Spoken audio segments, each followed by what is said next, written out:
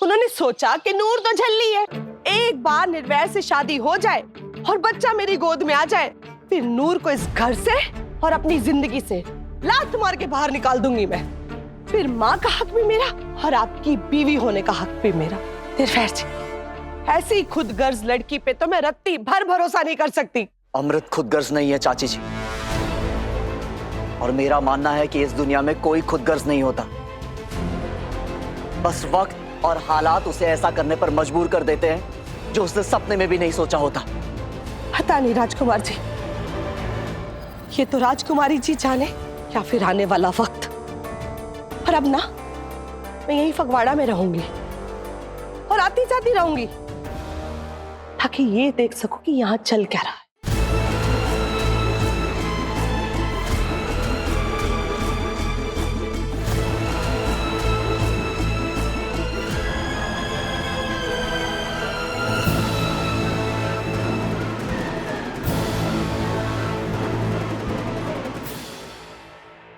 अच्छी भली कनाडा में मरी हुई थी, आ गई यहाँ पे हम लोगों के लिए मुसीबतें खड़ी करने।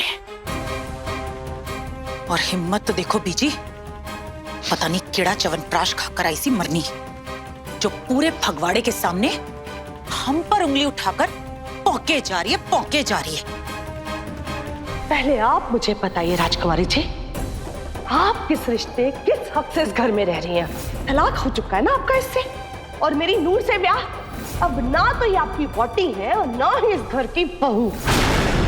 जब आप अपनी पहली वोटी को तलाक दे चुके हो और मेरी बेटी से शादी कर चुके हो, तो फिर ये किस हक से इस घर में रह रही हैं? तलाक के बाद पति पत्नी एक साथ घर में नहीं रह सकते। अमृत, अपना सामान पैक कर लो बेटा, हम आपको अपने साथ घर लेकर जा रहे हैं। ये सब क्या है? नहीं पुत्र, कोई बहस नहीं।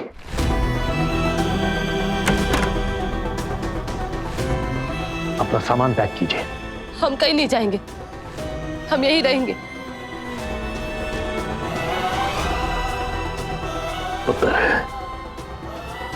जसविंदर जी ने चाहे जैसे भी कही हो, लेकिन बात बिल्कुल सही की है।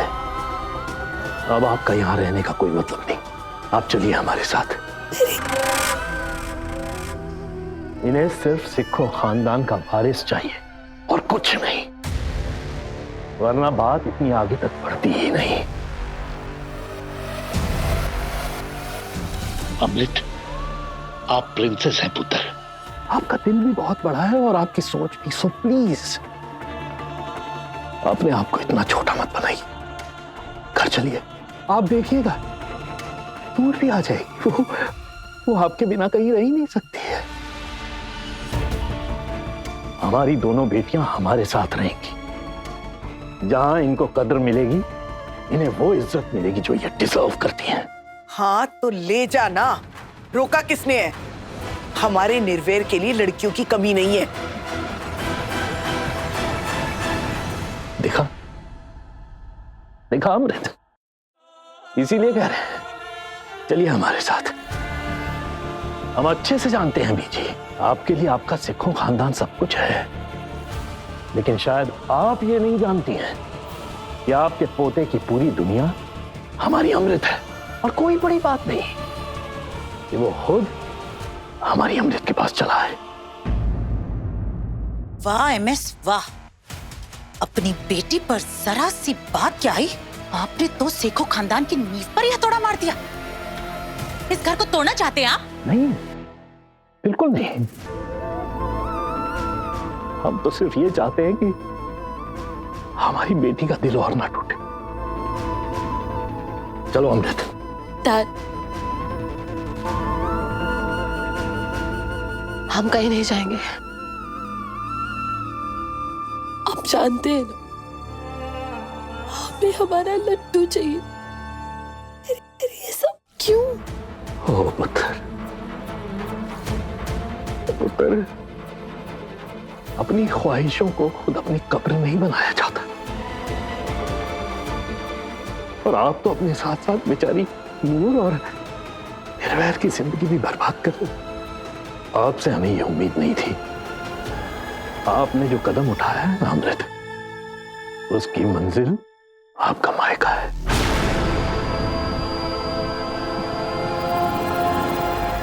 इससे ज्यादा हम आपको नहीं समझा सकते।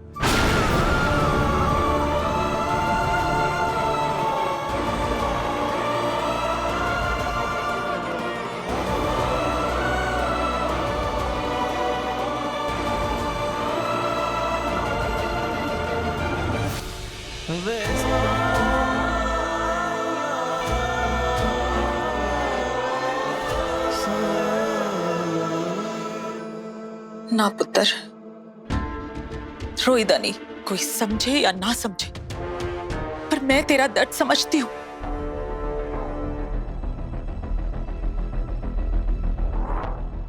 इस घर को वारिस देने के लिए तूने अपने पति का दूजा ब्याह करा दिया। है किसी में इतनी हिम्मत? और जब इतनी हिम्मत दिखाई है ना पुत्र, तो उस तरीके के बारे में भी सोच जो मैंने तुझे बताया था, झल्ली को ठीक करने का तरीका। क्योंकि झल्ली जब तक ठीक नहीं होगी ना अमृत पुत्र, तब तक कुछ नहीं होने वाला। बस लोग आएंगे और तुझे 4 बातें सुनाकर चले जाएंगे। लेकिन लाली बुआ, इतना बड़ा कदम उठाने के लिए हमारा दिल नहीं मान रहा। तो दिल को समझा पुत्र, बड़े सपने खुद से लड़े बिना कभी पूरे नहीं होते। तूने अपनी इज्जत, अपनी पोजीशन, सब कुछ दांव पे लगा दिया है और तू चाहती है कि वो झल्ली ठीक भी हो जाए, तुझे तेरा लड्डू भी मिल जाए। ये सब इतनी आसानी से तो नहीं होगा ना पुत्र, तुझे कुछ तो करना होगा। वैसे भी वड्डे से आने कह गए ने, बिना मरे स्वर्ग नहीं मिलता।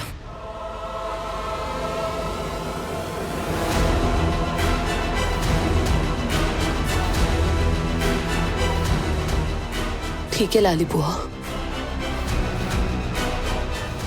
आज हम वही जाएंगे।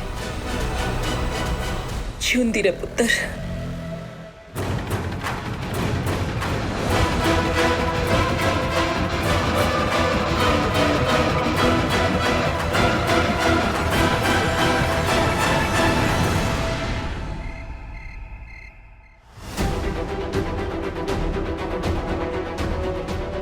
चाची भी ना कुछ भी बोलती रहती है। मुझे अम्मू से बात करनी होगी, बड़ी दुखी होगी वो बेचारी, लेकिन वो है कहाँ?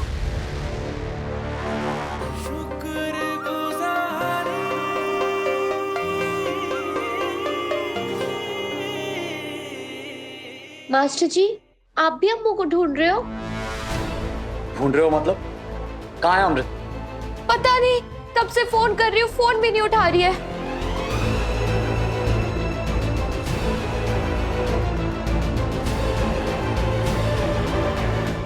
मास्टर जी, मुझे पता है, अम्मू जब भी परेशान होती है ना, तो वो आइसक्रीम खाने जाती है। हाँ, क्या नाम था उस दुकान का?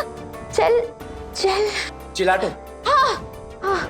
यस, वहीं होगी, चलो।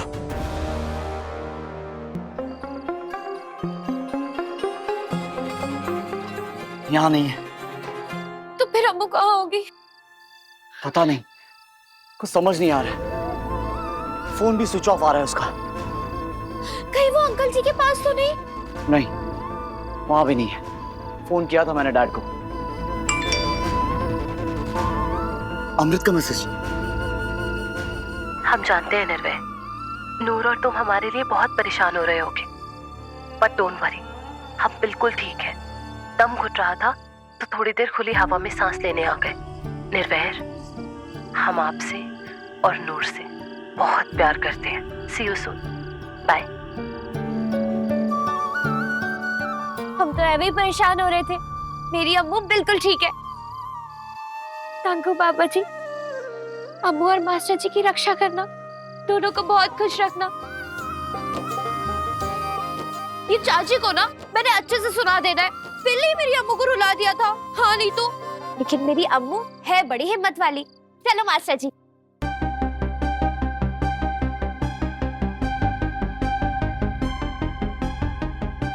डर क्यों रही है पुत्र?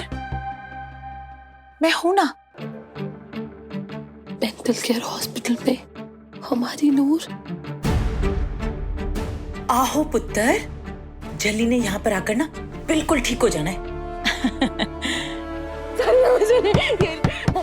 चुप होती है या दूर डोज। टेंशन ना ले पुत्र, जल्दी के साथ ऐसा कुछ भी नहीं होगा।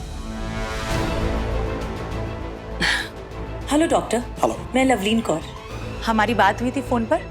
हाँ हाँ हाँ हाँ, प्लीज आइए आइए प्लीज। अच्छा, एक बात बताओ नूर, तुम ऐसे क्यों तैयार हुई थी? इतनी ब्राइट साड़ी, इतना हैवी मेकअप, हाई हील्स। तुम तो कभी ऐसा नहीं करती। देखो नूर, दूसरों को दिखाने के लिए ऐसा कुछ भी करने की जरूरत नहीं है जो तुम्हें अच्छा नहीं लगता। तुम जैसी हो बहुत अच्छी हो, दूसरों के बारे में सोचने की जरूरत नहीं है। मैं सिर्फ अपनी अम्मू के बारे में सोचती हूँ मास्टर जी, और उसकी तरह से आने लगना था मुझे। देखो, आप मुझे समझदार बनाने के लिए स्कूल भेज रहे हो, लेकिन इसमें बहुत टाइम लग जाएगा। फिर हम अम्मू को लड्डू कब देंगे? आपने देखा ना, अम्मू आजकल कितनी ज्यादा दुखी रहती है। पता नहीं कब समझदार बनूंगी। बुद्धू ही हूँ मैं, ऊपर से मुझे तेरा का पहाड़ा भी नहीं आता। क्या? इसका मतलब कल तुम्हें स्कूल में डांट पड़ी थी? मेरी बात ध्यान से सुनो नूर, तुम बुद्धू नहीं हो, तुम बहुत इंटेलिजेंट और होशियार हो। आई बात समझ? अब आओ मेरे साथ।